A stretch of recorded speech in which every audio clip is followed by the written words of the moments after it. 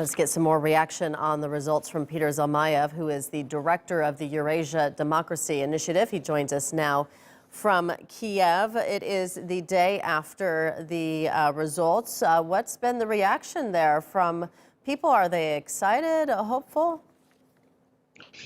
Well, people are excited and people are hopeful, but once again, to reiterate the point that the vote for Mr. Zelensky was rather a vote against the incumbent, the former President Petro Poroshenko. Ukrainians have shown that they're tired of politics as usual, and in that respect, they've sort of followed the pattern that we have observed elsewhere, including in Western democracies, such as the 2016 election of Donald Trump, then the vote for Brexit in Britain, and the ascendance of populist forces elsewhere in Western Europe, including in Italy, where Zelensky's colleague from the comedy world, Mr. Beppe Grillo, also became a figure that carried the day a few years ago. So for Mr. Zelensky, it will be a very tricky first few months as he starts to try to implement his policy objectives.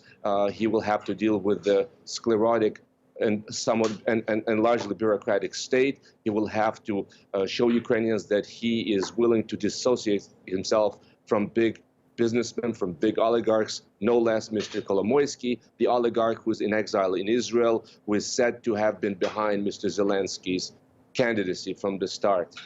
So how much pressure is Zelensky under here to demonstrate as quickly as possible that he actually can be a leader who actually can make change in a positive way for Ukraine? Well, Ukrainians are notoriously fickle when it comes to their enthusiasm about their newly hatched leaders. It takes usually 2 months for them to grow disappointed and weary. Mr. Zelensky will have the slow summer months to try to build support for the very important parliamentary elections, which will happen in October. And unless he is able to form a sizable and credible coalition in parliament, he's going to have a very difficult time proving himself. What does Zelensky's win mean for relations with Russia, and what problems will he inherit?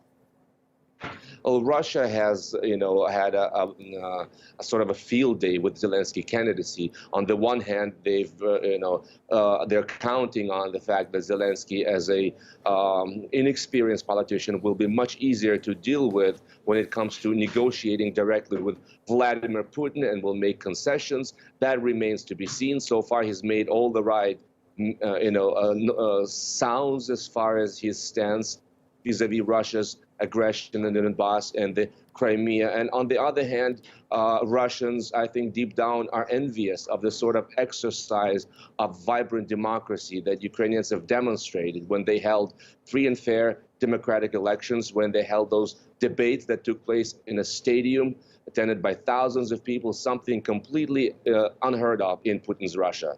All right, Peter Zalmayev joining us from Kiev. Thank you.